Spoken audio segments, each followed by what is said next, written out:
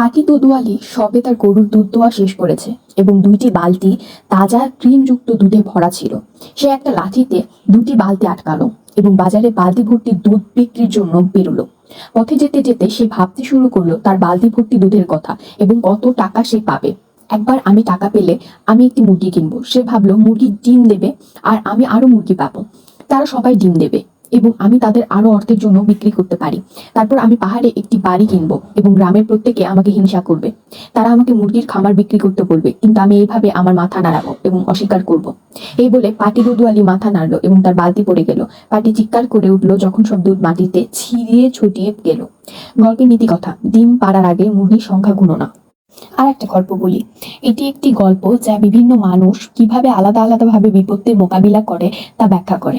আশার বাবা একটি ডিম, একটি আলু এবং কিছু চা পাতা 3টি পৃথক পাত্রের মধ্যে ফুটন্ত জলে রেখেছিলেন। তিনি আশাকে 10 মিনিটের জন্য পাত্রগুলির উপর নজর রাখতে বললেন। এই 10 মিনিট শেষ হলে তিনি আশাকে আলুর খোসা ছাড়াতে, ডিমের খোসা ছাড়াতে এবং চা পাতাগুলো ছেঁকে নিতে বললেন। আশা অবাক হয়ে গেল।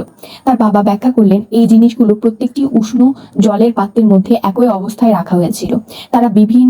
তারা কিভাবে ভিন্নভাবে সাড়া দিয়েছে দেখো। আলু এখন নরম, ডিম এখন কঠিন এবং চা জলকেই পরিবর্তন করে দিয়েছে। আমরা সবাই এই জিনিসগুলোর মতো যখন বিপত্তি আসে আমরা ঠিক তাদের মতো করেই প্রতিক্রিয়া জানাই। এখন তুমি কি আলু, ডিম না চা পাতা? গল্পের নীতি কথা, আমরা একটি কঠিন পরিস্থিতিতে কিভাবে সাড়া দেব তা বেছে নিতে পারি। আরেকটি গল্প বলা যাক। রাজের মন খারাপ ছিল কারণ সে ইংরেজি পরীক্ষায় খারাপ ফল পেয়েছে। তার ঠাকুমা তার সাথে বসলেন এবং তাকে একটি পেন্সিল দিলেন। রাজু অবাক হয়ে ঠাকুমার দিকে তাকালো এবং বলল যে পরীক্ষায় এরকম করার পর সে পেন্সিল পাওয়ার যোগ্য নয়। তার ঠাকুমা ব্যাখ্যা করলেন, তুমি এই পেন্সিল থেকে অনেক কিছু শিখতে পারো, কারণ এটি তোমারই মতো। এটিকে ধারালো করার সময় এটি যন্ত্রণা অনুভব করে, ঠিক যেমন ভাবে তোমার পরীক্ষায় ভালো না করায় তুমি ব্যথা পেয়েছো। তবে এটি তোমাকে একজন ভালো ছাত্র হতে সাহায্য করবে। ঠিক যেমন পেন্সিল থেকে যে ভালো জিনিস আসে তা এটি নিজের মধ্যে থেকে আসে, তেমনি তুমিও এই বাধা অতিক্রম করার শক্তি পাবে। এবং অবশেষে ঠিক যেমন এই পেন্সিলটি কোনো পৃষ্ঠায় তার চিহ্ন তৈরি করে, তেমনি তুমিও তোমার পছন্দ করা কোনো কিছুতে তোমার চিহ্নটি ছেড়ে যাবে।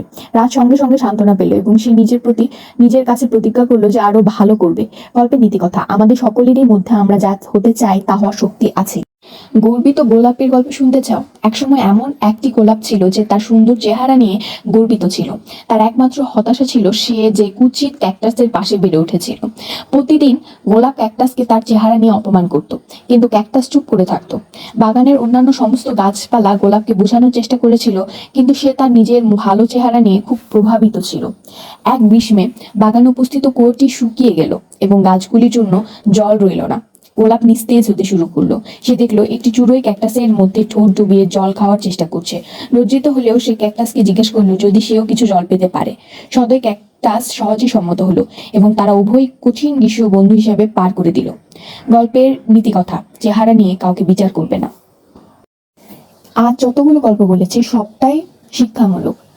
আমি আশা করব সবাই এই গল্পগুলো থেকে শিক্ষা পাবেন এবং ভালো লাগলে অবশ্যই সাবস্ক্রাইব করুন, লাইক কমেন্ট করুন এবং শেয়ার করুন।